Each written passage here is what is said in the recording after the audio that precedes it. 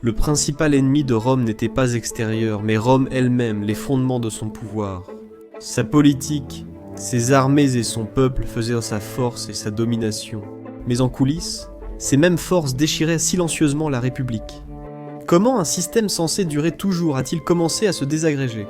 Aujourd'hui dans The Infographics Show, nous expliquons la chute de la République romaine. La République romaine débute en 509 avant Jésus-Christ, après le renversement du roi Lucius Tarquinius Superbus, réputé cruel et arrogant. Ils ont mis en place un système de magistrats élus, tout le pouvoir reposant fermement entre les mains de 2 consuls élus chaque année, et d'un sénat, composé uniquement de patriciens, l'élite héréditaire de Rome, et des plébéiens. Au départ, le peuple romain était sans voix, mais des siècles de protestations ont contraint les patriciens à partager le pouvoir. En 367 avant Jésus-Christ, un plébéien pouvait devenir consul, et leurs tribuns opposaient leur veto aux lois écrasant les pauvres. Le génie de Rome tenait à son équilibre. 2 consuls pouvaient s'opposer mutuellement. Un sénat de 300 membres à vie dirigeait discrètement, tandis que les assemblées citoyennes adoptaient les lois et élisaient les magistrats. En théorie, mais en pratique, les votes s'étaient biaisés. Les riches parlaient d'abord, et les autres comptaient peu. Les censeurs classaient les citoyens selon leur richesse et leur moralité, décidant qui payait les impôts et qui partait au combat. Les riches prenaient eux-mêmes part au champ de bataille. Non pas par nécessité, mais par ambition. C'était un moyen de prouver sa loyauté et de gagner du pouvoir. Juges, comptables et fonctionnaires municipaux occupèrent les postes inférieurs, progressant tous vers le Sénat. Sur le papier, c'était une république idéale, sans tyran grâce au contrepoids. En réalité, tout était truqué pour une minorité, et cette tension finirait un jour par réduire la République en cendres. À cette époque, la cité-État de Rome devenait très riche. Sa richesse venait en partie de l'acquisition de territoires et des paiements d'étrangers. Les vaincus devaient se payer un impôt, appelé tributum ou tribut, et parfois le stipendium, couvrant les frais de victoire de Rome. Les Romains aimaient leurs impôts. C'était l'une des raisons de leur succès. Organisés, ils ont bâti une grande société grâce à leur argent. Les Romains ont remplacé les Grecs comme hégémons de la Méditerranée au IIIe siècle avant Jésus-Christ. Ils ont marché vers le sud de l'Italie et ont pris le contrôle de la Magna Graecia, ou Grande Grèce. Moins avancés culturellement que les Grecs, ils ont vite adopté leurs sciences, philosophie, art et médecine. La victoire militaire fut rapide. Rome écrasa les Macédoniens, expulsa les Carthaginois d'Europe, puis mit Carthage à sac, étendant son influence en Afrique du Nord. Ils étaient en guerre constante. Leurs armées mettaient ville après ville à sac, laissant des massacres derrière elles et emmenant des esclaves. Les femmes allaient au foyer, les hommes aux champs et mines, et les Grecs instruits étaient récepteurs ou divertissaient l'aristocratie. Pendant des siècles, ils forçaient leurs ennemis à se soumettre et apprenaient de tous ceux qu'ils avaient vaincus. Ayant observé les conflits entre cités-États grecs, ils ont préféré créer un système centralisé plutôt que des villes rivales. Ils ont unifié l'Italie sous un gouvernement unique et partagé l'identité romaine, tandis que leurs alliés ou vaincus espéraient obtenir un jour la citoyenneté romaine. Là où les Grecs avaient échoué à cause de leur division et de leur xénophobie, les Romains récompensaient la loyauté. C'étaient des pragmatiques, bâtissant bureaucratie, infrastructures, lois et une société civile durable au-delà de tout dirigeant. C'était un gouvernement conçu pour empêcher l'ascension des tyrans. Les Grecs ont inspiré par leur savoir, mais les Romains savaient gouverner. Rome était un modèle de bonne gouvernance. Mais avec la richesse vint l'inégalité. À mesure que ses richesses augmentaient, sa population aussi. La plupart vivaient dans la misère, tandis que l'élite se retirait dans de vastes domaines qui ne cessaient de s'agrandir pour garantir que leurs privilèges restent intacts. Les corrompus achetèrent des votes, et les fonctionnaires étaient achetés par des pots de vin. Ils ont créé des lois pour limiter le luxe, et empêcher les riches d'acheter toutes les meilleures terres. Mais l'argent apportait de la souplesse. Les lois étaient détournées ou totalement ignorées. La question des terres est devenue un énorme problème. Rome était une société agraire. Elle comptait sur l'agriculture depuis des siècles pour nourrir sa population. Avec la montée de sa puissance et l'essor de son industrie maritime, elle commerçait dans toute la Méditerranée. Avec l'expansion de Rome, les riches achetèrent des esclaves pour les envoyer dans de grands domaines ou dans les mines. Les entreprises familiales ne pouvaient plus rivaliser avec les exploitations agricoles appartenant à l'élite. Ces agriculteurs plébéiens, qui pendant des centaines d'années avaient été l'épine dorsale de la République, étaient désormais chassés de leurs terres.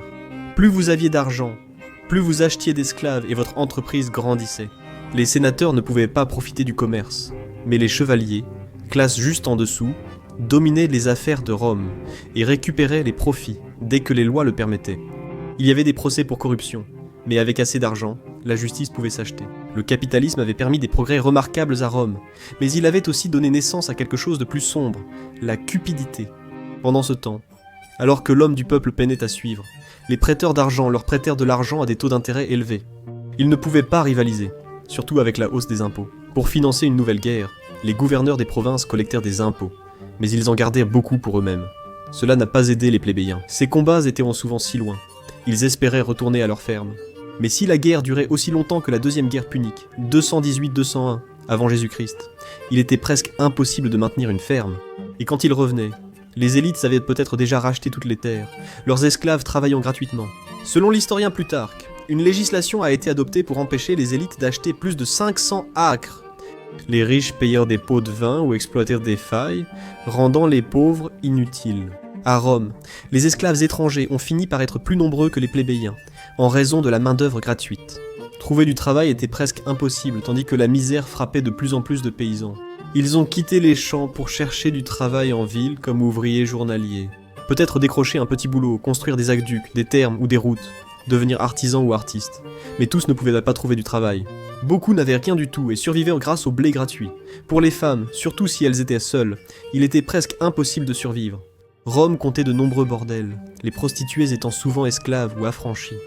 Pendant les périodes difficiles, les citoyennes pouvaient recourir à la prostitution, espérant être assez jolies pour devenir escortes de haut rang.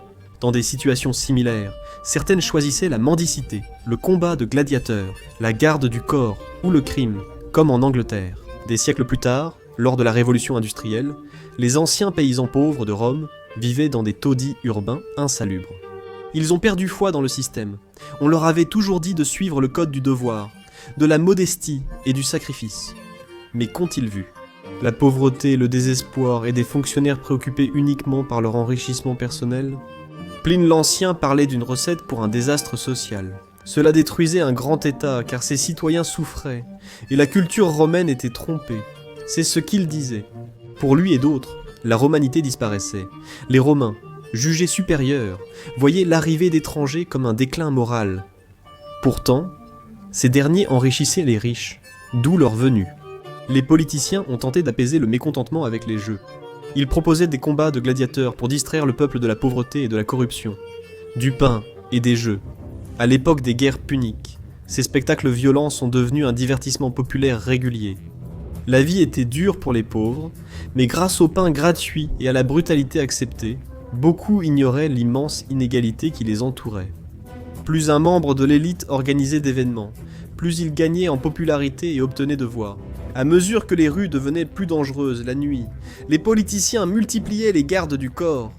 Pour le bon prix, ces hommes pouvaient harceler, tuer, incendier ou bloquer la route à une personnalité importante. Publius Claudius Pulcher, tribun de la plèbe, a créé un empire de bandes capables d'intimider, provoquer des émeutes ou tuer.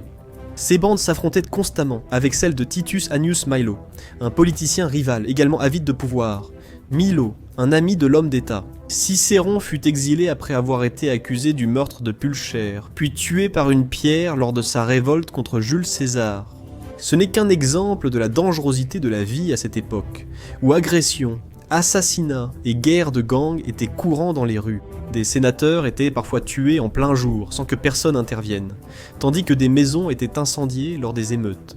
Dans le quartier de Suburba, principal bidonville de Rome, voleurs, pickpockets, agresseurs et escrocs rendirent la vie misérable aux pauvres. Avec l'aggravation de l'inégalité, les crimes liés à la pauvreté augmentaient. Il y avait tant de richesses à Rome, pourtant les morts de désespoir à l'ancienne et les gens qui se battaient pour de la nourriture ou des dettes étaient bien trop courants. Il n'y avait pas non plus de force de police. Pour tous ceux qui ne pouvaient pas se permettre une protection, c'était chacun pour soi. Ces personnes démunies sont devenues connues sous le nom de prolétaires. Elles ne possédaient rien, ou presque rien. Ils n'avaient à offrir à Rome que leurs enfants.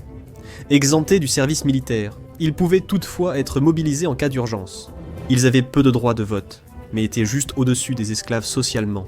Les rues de Rome étaient bondées, la ville au bord de l'explosion, puis la bonne République a sombré dans le chaos total. C'est ici que les frères Gracques entrent dans l'histoire.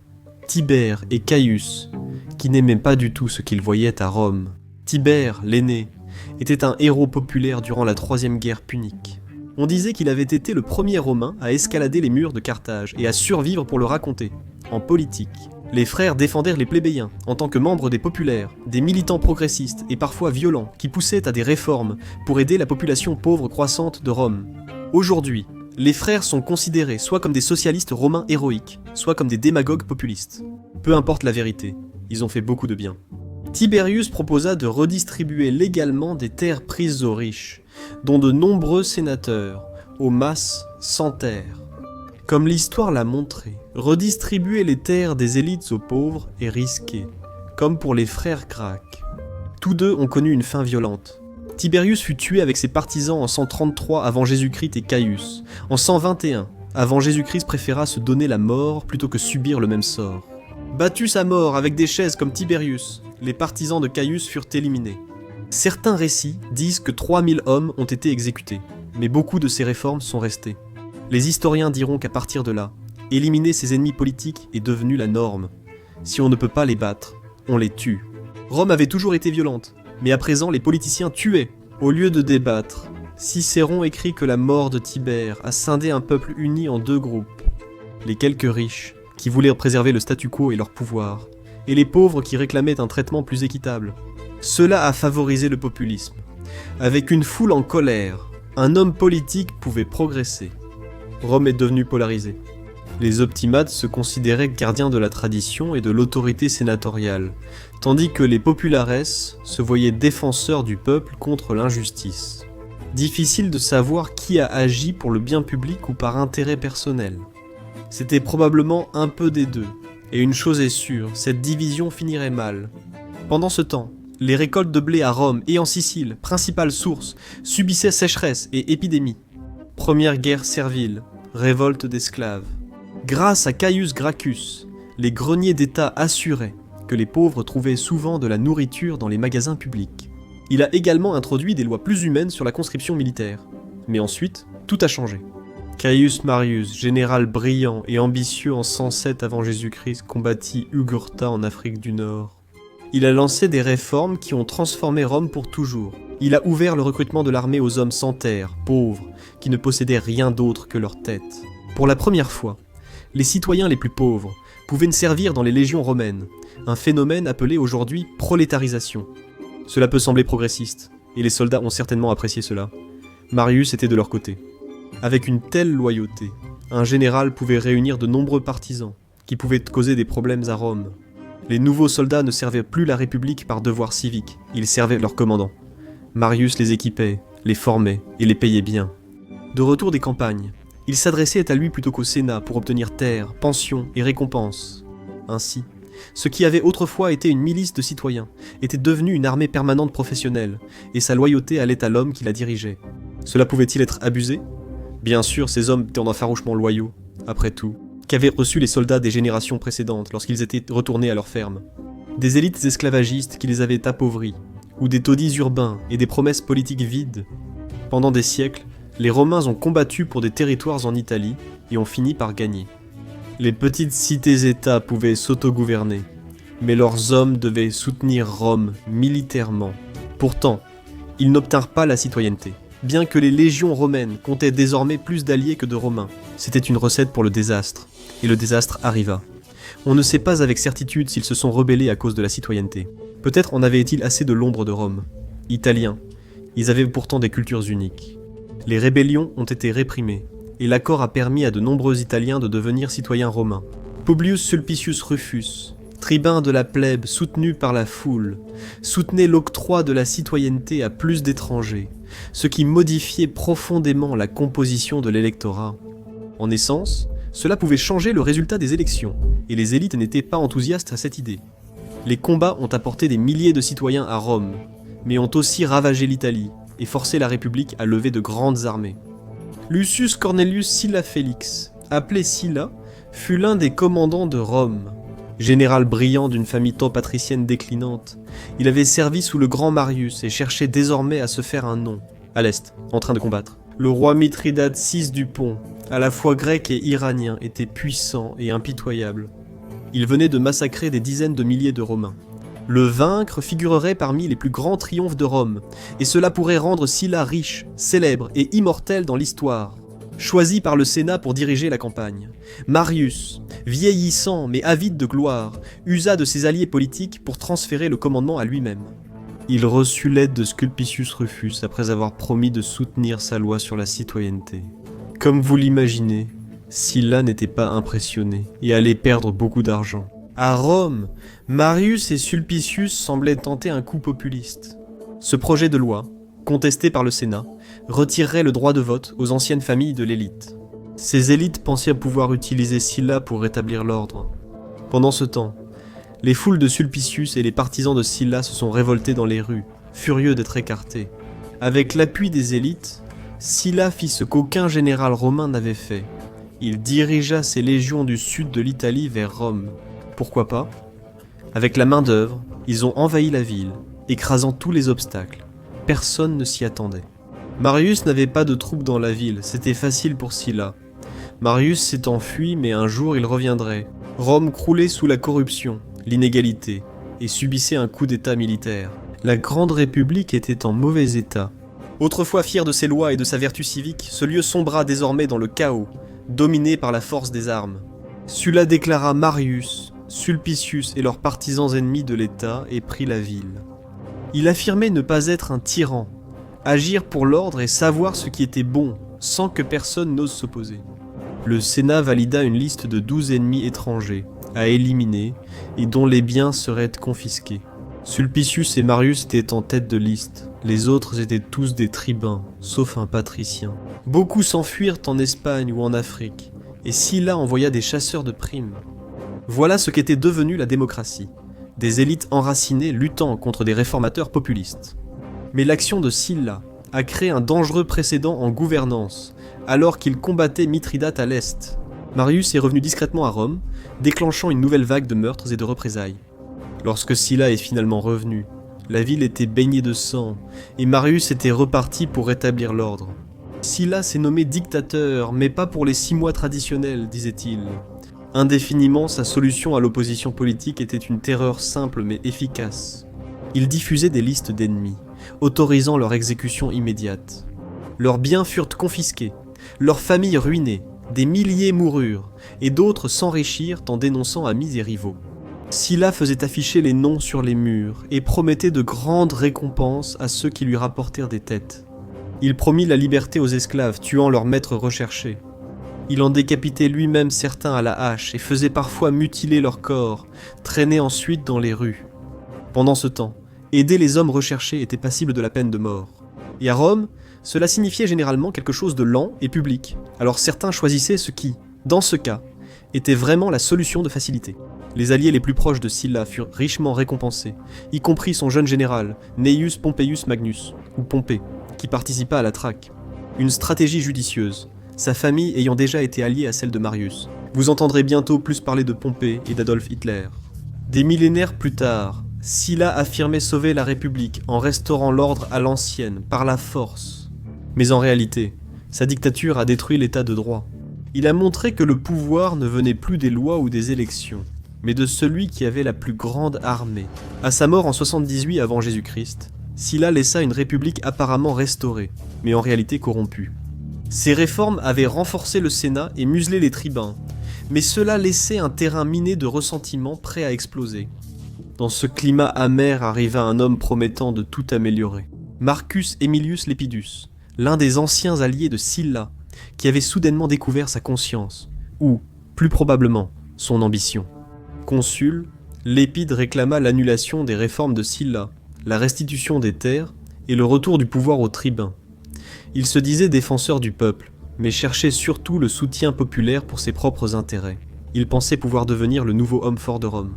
Le Sénat n'y a pas cru une seconde, il l'a qualifié de traître, et la guerre civile a de nouveau éclaté. L'armée de Lépide en Étrurie a été battue par Pompée, désormais appelé Pompée le Grand. Lépide s'est enfui vers le nord et est mort peu après. Rome était toujours en désordre, mais maintenant Pompée était un héros national, un sauveur de Rome, un de plus. Il devait restaurer l'ordre et s'est tourné vers Marcus Licinius Crassus, souvent considéré comme l'homme le plus riche de Rome. Il avait été général sous Sylla et s'en était bien sorti durant sa dictature, notamment comme spéculateur immobilier, achetant les biens des proscrits. Mais Crassus était aussi ambitieux, et il s'est assurément fait un nom. Il mena les armées contre Spartacus lors de la troisième guerre servile, et fut impitoyable en bordant la voie appienne de 6000 esclaves crucifiés. Les rebelles, anciens gladiateurs, ont formé des milliers d'hommes pour combattre Rome, et ont un temps remporté la victoire. Mais Crassus triompha. Pour le peuple, il était un héros selon les critères d'aujourd'hui, un milliardaire capable de se battre. Maintenant, Rome comptait 2 héros, Crassus et Pompée, qui ne s'entendaient pas. Pompée a aidé à finir la révolte des esclaves en faisant fuir les rebelles, mais ce sont les hommes de Crassus qui ont mené les combats difficiles. Lorsque lui et Pompée sont tous deux revenus à Rome, ils voulaient des récompenses et des postes élevés. En 70 avant Jésus-Christ élu co-consul, ils restaurèrent le pouvoir des tribuns et réformèrent les tribunaux. Le Sénat n'aimait pas cela, mais il était trop faible pour y faire quoi que ce soit. Et il y avait un autre acteur dans ce jeu de pouvoir qui s'était fait un nom, Jules César. Ambitieux, éloquent et intrépide, il était un chef de guerre exemplaire, proche de ses hommes et exigeant leur loyauté. À Rome, un commandant qui soumettait des étrangers et rapportait richesse et gloire, recevait du soutien. Rome n'était rien sans ses hommes, mais plus il devenait puissant, plus il représentait une menace. Tout cela à cause de Marius et ses réformes. César est né dans une famille noble mais peu fortunée. Sa tante Julia était mariée à Marius. Les Césars appartenaient aux populares, et non aux optimates aristocrates. Ce n'était pas idéal pour un jeune homme, car Sylla menait une purge, mais César, simple adolescent, n'était pas assez important pour attirer son attention. Puis, il épousa Cornelia, la fille de Lucius Cornelius Cinna, l'un des plus proches alliés de Marius. Sylla n'était pas content et dit à César « Divorce d'elle ou meurs !» Il choisit la troisième option, fuir. Ses biens furent confisqués. Mais Sylla se serait ensuite radouci en déclarant « Laissez-le vivre ». César, prévient-il, était-il un nouveau Marius? Après la mort de Sylla, il retourna à Rome et se fit un nom. Capturé par des pirates, il leur demanda d'augmenter la rançon, puis les traqua et les fit crucifier. Comme c'était un homme bien, il leur trancha la gorge et devint un homme du peuple. Il s'est allié avec Pompée et Crassus dans une alliance politique secrète, appelée aujourd'hui le premier triumvirat. Et cela leur donnerait le pouvoir sur le Sénat. À la fin des années 60, Rome se fracturait à nouveau. Le Sénat était paralysé par ces querelles, tandis que des généraux ambitieux bâtissaient leur réputation et leurs armées en province. Pompée, revenu d'Orient en héros, n'avait pas obtenu du Sénat les récompenses pour ses vétérans, ni les lois souhaitées sur l'administration provinciale et la collecte des impôts. Crassus souhaitait alléger les dettes de ses clients, mais n'y est pas parvenu. Et César, il voulait gravir les échelons du pouvoir romain, mais sans argent ni solide connexion familiale. Il avait besoin d'alliés puissants, et il n'y avait personne de plus fort que Crassus et Pompée. Ces 3 hommes n'étaient pas des partenaires idéaux, mais leur alliance, fondée sur des intérêts communs, leur serait utile. César deviendrait consul, ferait adopter les lois de Pompée et les réformes de Crassus en échange de leur soutien financier à sa carrière militaire. Rome semblait à nouveau dirigée par des hommes forts. La République n'était plus gouvernée, elle était partagée comme un butin. Le Sénat était devenu presque un simple spectateur. Rome dépend maintenant des généraux et des milliardaires. La victoire de César en Gaule l'a rendu légendaire. Il a écrasé de puissantes tribus et a même traversé la mer jusqu'à la terre que nous appelons aujourd'hui la Grande-Bretagne. Des siècles plus tard, les Romains iraient plus au nord, jusqu'au Yorkshire, où ils bâtiraient le mur d'Adrien pour repousser les tribus de l'actuelle Écosse. César n'a pas réussi à conquérir durablement des territoires en Bretagne, mais le simple fait d'y avoir emmené ses légions était déjà impressionnant. Lors du premier débarquement en 55 avant Jésus-Christ, il a à peine réussi à s'en sortir vivant. Mais la deuxième fois, 1 an plus tard, il est revenu, avec davantage d'hommes, et un éléphant de guerre blindé. Il a vaincu plusieurs tribus, obtenant grains, esclaves et tribus pour Rome. César fut célébré chez lui. Il écrivait sur de nouvelles terres, peuples et technologies pouvant apporter la gloire à Rome. Il est venu, a vu et vaincu. Il contrôle désormais des territoires en France, Allemagne, Suisse, Pays-Bas, Belgique, Luxembourg, Grande-Bretagne et nord de l'Italie. Les historiens divergent sur ses victoires, mais il aurait affronté 3 millions d'hommes de diverses tribus, dont un tiers tués et un tiers réduits en esclavage. L'affirmation contestée est que lui et ses hommes ont pris 800 villes et un total de 300 tribus différentes. Dire qu'il était admiré par le peuple romain serait un euphémisme, Mais avec le pouvoir vient une grande rancœur. Pendant qu'il conquiert la Gaule, Rome est en train de se déchirer. Le premier triumvirat est en lambeaux. Crassus voulait toute la gloire pour lui-même. Il a pris la décision très imprudente d'affronter l'Empire parthe dans son rôle de gouverneur de Syrie. Mais les Parthes étaient redoutables, et Crassus n'avait pas les qualités de César ou Pompée pour mener des légions. Le résultat fut un désastre. Son armée fut anéantie à la bataille de Cars, l'une des pires défaites de Rome. Avec la disparition de Crassus, le triumvirat fut déchiré. Pompée, brillant stratège, n'appréciait pas que César devienne l'influenceur principal du peuple romain. Le Sénat recommença à chuchoter, puis s'accorda pour que Pompée sauve la République et leurs intérêts. Pompée avait épousé la fille de César, Julia, ce qui avait renforcé leur alliance, mais elle est morte en couches, alors ce lien fragile avait disparu. Décision audacieuse, mais le Sénat était d'accord pour freiner César. Lorsque les politiciens ont donné l'ordre, les rues de Rome se sont embrasées de révolte. César avait beaucoup de soutien en politique et certainement parmi le peuple. Le Sénat nomma rapidement Pompée consul unique, faisant de lui un dictateur sans le titre. Il a fait entrer ses soldats dans la ville et a réprimé les émeutes une fois de plus. La règle de droit s'imposait par la violence, pas par le débat ou le vote. Pompée a profité de sa position pour limiter le pouvoir de César et exiger qu'il dissolve son armée et rentre à Rome. Pour César, cela ressemblait à une condamnation à mort. Il a refusé, fut déclaré ennemi de l'État, mais c'était César. Nous parlons d'un homme qui avait conquis une grande partie de l'Europe. Les dés étaient jetés, disait-il. Des têtes allaient en tomber. Le 10 janvier 49 avant Jésus-Christ, un moment qui a changé l'histoire, a eu lieu. César et son armée ont traversé le fleuve Rubicon dans le nord de l'Italie actuelle. Il n'a pris qu'une seule légion, la Legio XIII Gemina, mais c'était l'une de ses meilleures. Il refusait la guerre civile, tout comme Pompée et de nombreux nobles. Mais César était pris entre deux feux. La noblesse s'était opposée à lui, et Rome était un vaste marécage de corruption. Il avait tenté de négocier en demandant le minimum de garanties pour se protéger, mais ils ont refusé. Avait-il vraiment le choix ? Les sénateurs, Pompée et son armée s'enfuirent, craignant César et doutant de pouvoir riposter. S'ensuivit une poursuite acharnée, menant à la défaite de Pompée et sa fuite en Égypte. Le roi Ptolémée XIII, frère de Cléopâtre, le fit tuer et envoya sa tête à César comme cadeau. Cela se retourna contre lui. César, furieux, prépara la guerre et, revenu à Rome, fit l'impensable. Il pardonna à la plupart des hommes qui s'étaient opposés à lui, y compris au politicien Marcus Junius Brutus. Avec Marc-Antoine, César alla en Égypte et vainquit les Alexandrins. Il installa Cléopâtre et son jeune frère sur le trône. À bien des égards, il était progressiste et le peuple l'aimait, mais c'était Rome. Bien sûr, César a renforcé son pouvoir en contournant les règles. Il a peuplé le Sénat de fidèles et limité le mandat des gouverneurs, ressemblant de plus en plus à un dictateur. Il a ensuite affaibli les tribuns, un geste peu favorable au peuple. Et lors d'un festival de fertilité appelé Lupercalia, pendant les célébrations, Marc-Antoine a posé une couronne sur sa tête en disant « Le peuple te l'offre par mon intermédiaire ». De nombreux sénateurs étaient d'accord pour l'arrêter. Et cela se produirait le 15 mars, les Ides de Mars, une date qui, pour les Romains, était souvent réservée au paiement des dettes. Le grand jour, les sénateurs et leurs alliés se sont réunis au théâtre de Pompée, où siégeait le Sénat. Ils ont attendu, et ils ont encore attendu, mais César n'est pas venu. La raison pourrait relever de la légende. Sa femme Calpurnia, après un cauchemar où il était assassiné, le supplia ce matin-là de ne pas y aller. Mais un des amis proches de César lui conseilla d'ignorer les présages et d'aller au Sénat. Antoine a suivi les autres à la réunion.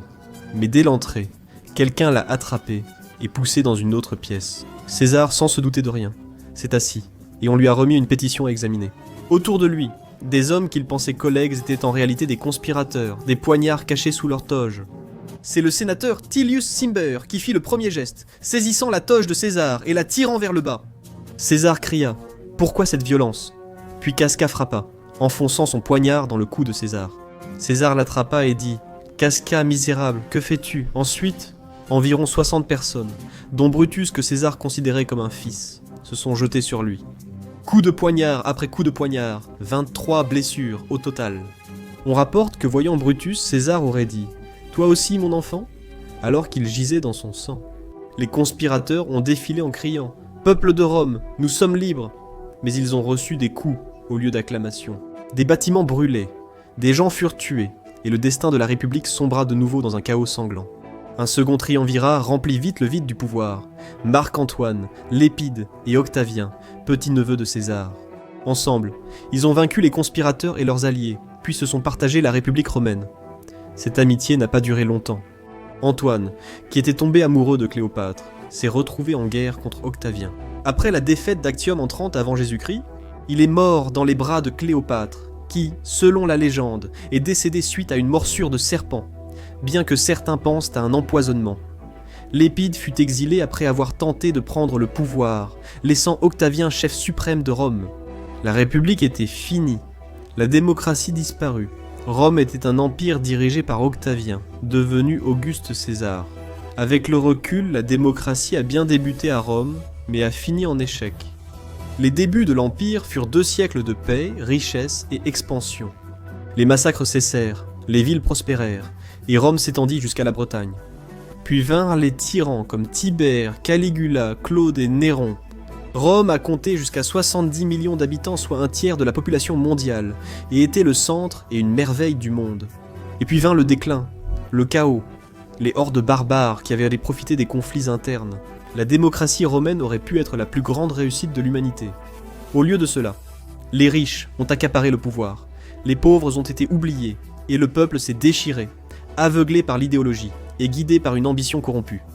Tout a commencé par l'inégalité, et lorsque l'inégalité grandit, lorsque le désespoir et la violence se répandent, même les plus grandes nations s'effondrent. Comprendre la chute de la République romaine montre comment l'histoire se répète, mais un moment a défini la fin de tout cela. Regardez ce qui s'est réellement passé le jour où Jules César a été assassiné pour voir comment le plus grand dirigeant de Rome a rencontré son destin, ou cliquez plutôt sur cette vidéo.